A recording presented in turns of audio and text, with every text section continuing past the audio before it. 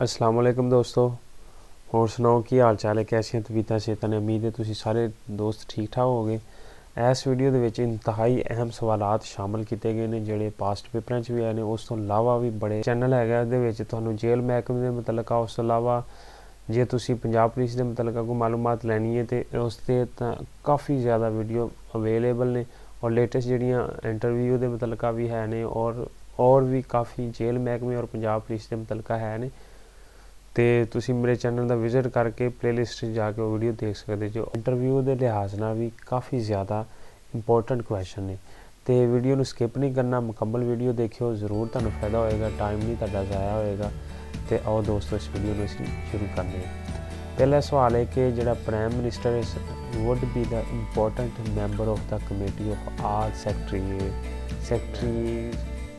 उस तो बाद the first committee on fundamental principle presented the interim report in the legislative assembly।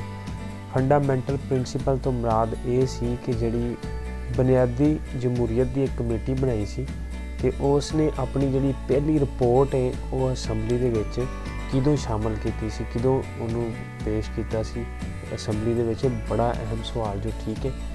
तो ये 28 दिसंबर 1950 Who is the British Prime Minister Declaration of Independence of India।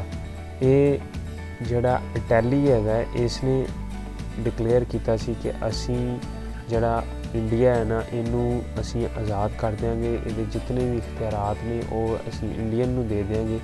इन्हें ऐलान किदों किया सी ते उस तो इलावा ये मुतलका थोड़ी नहीं तुहानूं मालूमात देते चलना। इस तो इलावा अटैली के मुतलका तुहानूं इहदा मुकम्मल नाम जो क्लाइमेट रिचर्ड अटैली। एक होर तरीके नाल भी सवाल आंदा है कि ये किहड़ी पार्टी का लीडर सी। ये लेबर पार्टी का लीडर सी।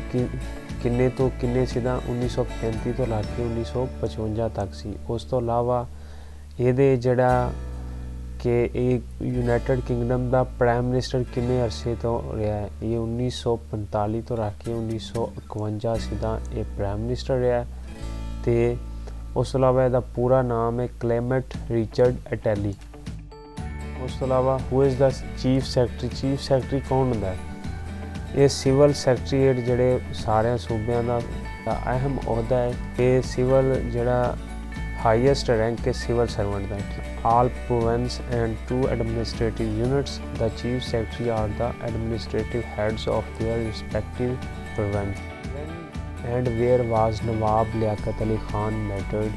जिहड़े नवाब लियाकत अली खान ने इंतहाई ज़बरदस्त मुस्लिम लीग जमात के पोलिटिशियन ने और अहम लीडर ने, पाकिस्तान के पहले जिहड़े हैगे वज़ीर आज़म ने, और 1951 दे विच इन्हां नूं शहीद किया गया सी। 16 अक्तूबर याद रखियो, मंथ भुल जाता है लेकिन ईयर बंदे याद रहना। मंथ है 16 अक्तूबर 1951। उस तो इलावा लियाकत बाग दे इन्होंने शहीद किया गया इखवान की। उस तो इलावा यदी डेट ऑफ बर्थ भी बाज़ पूछी जाती है, ठीक है। अक्तूबर 1 1995 ये पैदा हुए सन। उस तो इलावा इन्होंने मुतलका होर भी असी मालूमात इस जोड़े है वीडियो के शामिल करते रहेंगे और जेडे कोशिश करी दी वो वीडियो वो मालूमात ज़्यादा शामिल की जाए जड़ी कीपर पॉइंट के नाल भी अहम हो। What is the first document of Pakistan constitution history. वो ऑब्जेक्टिव रेजोल्यूशन जी हैगी उन्होंने पास करके ही स्टार्ट से कॉन्स्टिट्यूशन बना दिता है। कुछ अमेंडमेंट की गई सी। ये लियाकत अली ने असैम्बली में पेश किया सी। इनू जिहड़े 75 मैंबर सी ना, 75 मैंबरां दे विचों 21 जिहड़े वोट सी उन्हां opposite C.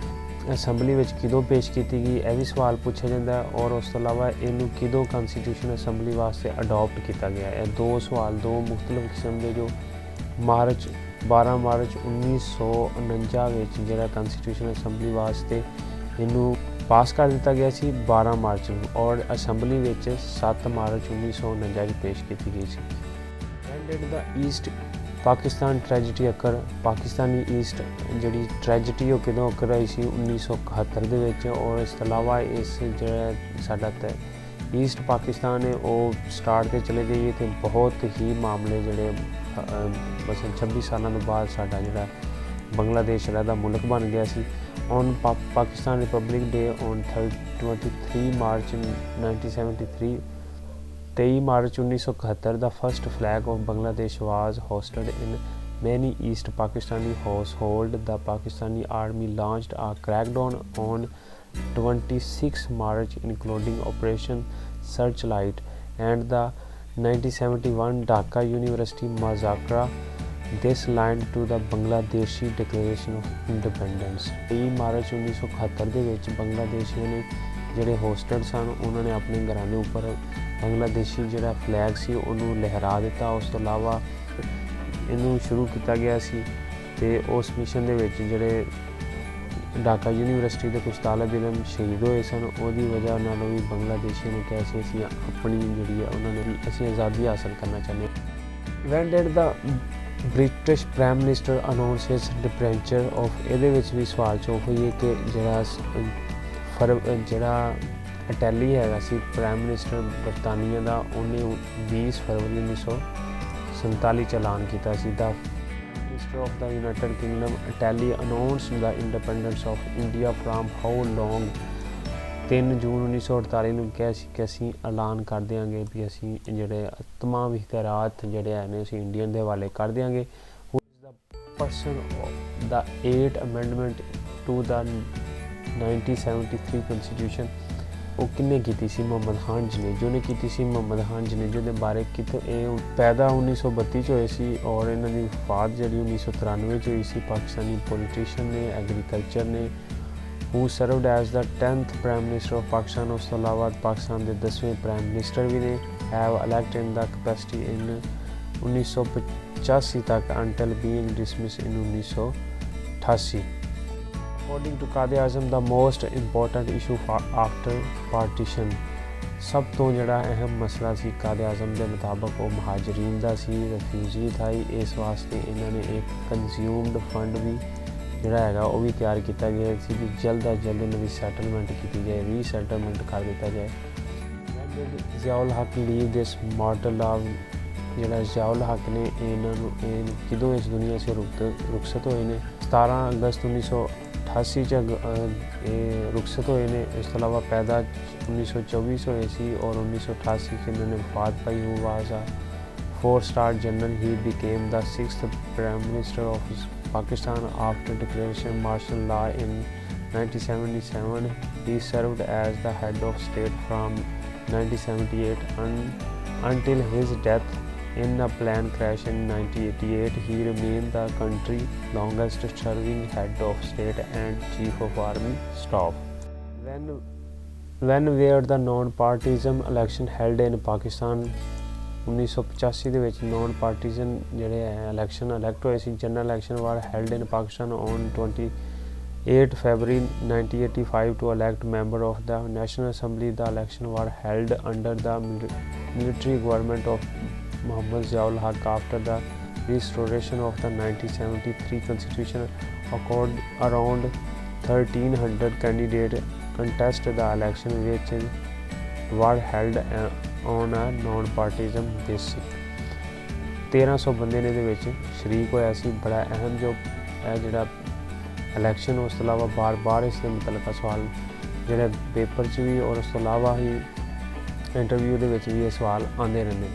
When the Zakat and Ushur ordinance issued in Pakistan as Zakat ਔਰ ਜਿਹੜਾ ਉਸ਼ਰ ਆਰਡੀਨੈਂਸ ਹੈਗਾ ਇਹਦੇ ਮੁਤਲਕਾ ਵੀ ਸਵਾਲ ਆਉਂਦਾ ਰਹਿੰਦਾ ਜੋ ਪੁੱਛਦੇ ਰਹਿੰਦੇ ਜੋ ਡੇਟ ਯਾਦ ਰੱਖਿਓ 1980 ਚ ਇਹ 20 ਜੂਨ 1980 ਦੇ ਵਿੱਚ ਇਹਨਾਂ ਨੂੰ ਲਾਂਚ ਕੀਤਾ ਸੀ। ਕਿਹਨਾਂ ਲਾਂਚ ਕੀਤਾ ਸੀ? ਜਨਰਲ ਮੁਹੰਮਦ ਜ਼ਿਆਉਲ ਹੱਕ ਨੇ ਔਰ ਕਿੰਨੇ ਪਰਸੈਂਟ ਤੇ ਸੀ? 2.5% ਤੇ ਸੀ। ਠੀਕ ਹੈ।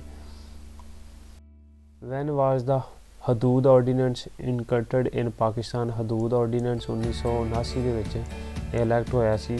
ਹਦੂਦ ordinance a set of law that among their things criminal. ਇਹ ਜਿਹੜਾ ਹੈਗਾ ਸੀ ਸੈਕਸ਼ੂਅਲ ਹਰੈਸਮੈਂਟ ਦੇ ਮੁਤਲਕ ਹੈ ਜੋ 1979 ਦੇ ਵਿੱਚ ਇਨੈਕਟਡ ਕੀਤਾ ਗਿਆ ਸੀ ਇਹਨੂੰ।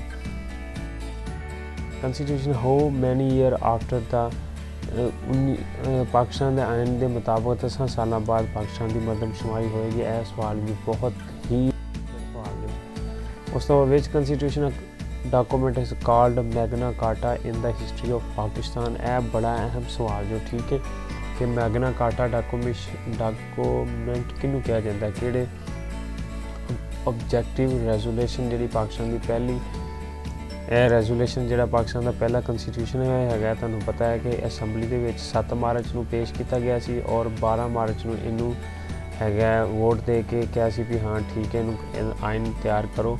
और उस तो इलावा इनू 75 ਦੇ ਵਿੱਚੋਂ सिर्फ 21 ਬੰਦਿਆਂ ने इहदे खिलाफ वोट किए थे, बाकी सारे ने कहा सी ठीक है।